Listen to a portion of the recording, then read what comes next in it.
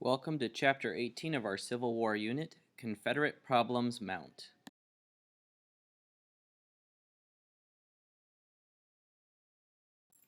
The formation of the CSA.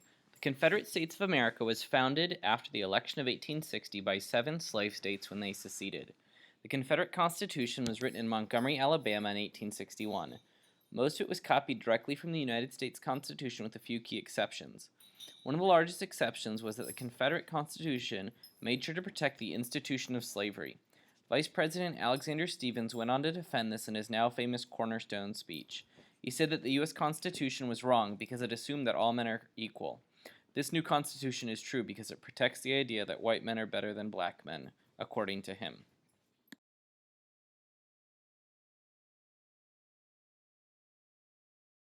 States' rights. One of the other differences between the U.S. Constitution and the Confederate Constitution was the amount of power given to the states. In the U.S. Constitution, the states were granted many rights and powers, specifically in the 10th Amendment, which grants all powers not given to the federal government to the states and the people. The writers of the U.S. Constitution understood that the federal government needed authority and that a balance was necessary between the states and the federal government.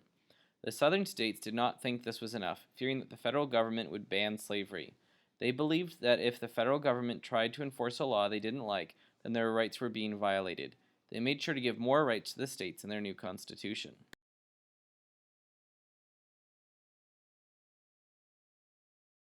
Problems from the start. Both of these changes came back to hurt the Confederacy. Their protection of slavery helped give the Union something more to fight for, especially after the Emancipation Proclamation. The idea of states' rights turned into states' tyranny. Whenever the Confederate government wanted to raise taxes in order to fund the war, many of the states would fight back, saying that their rights were being violated. This made it hard for the war to be fought effectively and divided the Confederate country even more. Certain states would keep troops or supplies to themselves, claiming states' rights to justify their selfishness.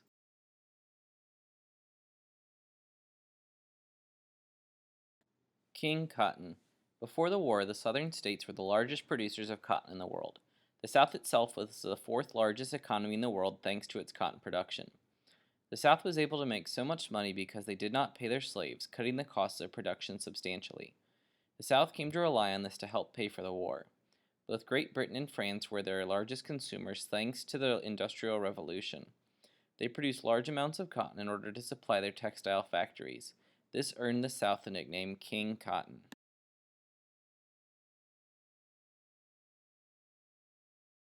Economic problems.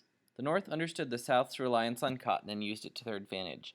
The blockade set up by Winfield Scott's Anaconda Plan cut off most of the South's trade, preventing them from making much money. Ports were left with large surpluses of unsold cotton, and many people lost their jobs. The South also lacked the factories necessary to produce materials to support the war effort. Because of this, they couldn't even use their own cotton to produce goods. States also refused to work together, and many states created their own types of money, making it difficult to trade and sell items in different states.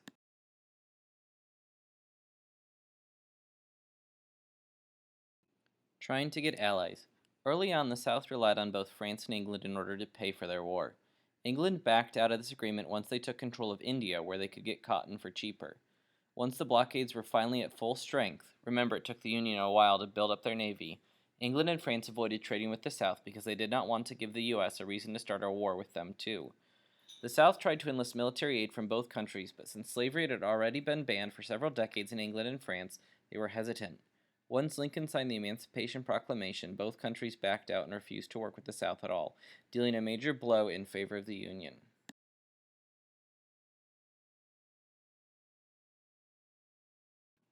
President Jefferson Davis. While Davis was an experienced politician before the Civil War, his experience did not help him once he became President of the Confederate States of America. Some political issues were not his fault, specifically the fact that many of the states acted independently of the government, which he could do nothing about. Other political problems were directly caused by his actions. For example, he would focus too much on small details, ignoring larger issues that needed to be resolved. He was also very stubborn and sure of himself, especially in regards to the military issues. He would often quarrel with his staff, and he overruled the decisions of generals.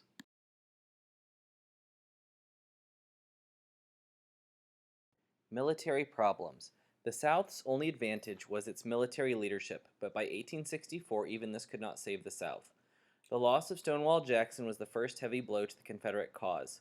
Secondly, while Robert E. Lee was a brilliant leader, his campaign into Pennsylvania and ultimate defeat at Gettysburg doomed the South. Thirdly, the South no longer had the means to sufficiently supply its army, while the North was able to produce everything in their factories and distribute them by train quickly. Finally, the appointment of Ulysses S. Grant as General-in-Chief gave the North an advantage they hadn't had the first 2 years of the war. Before this time, Lee and the Confederate Army had only gone up against incompetent generals. Now they faced a real challenge. All of these factors, economic, political, and military, guaranteed the South would lose sooner than later.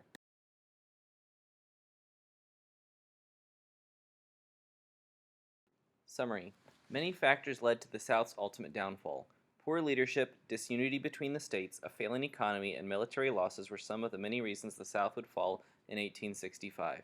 Please make sure you have all your terms and summary copied down in your notes.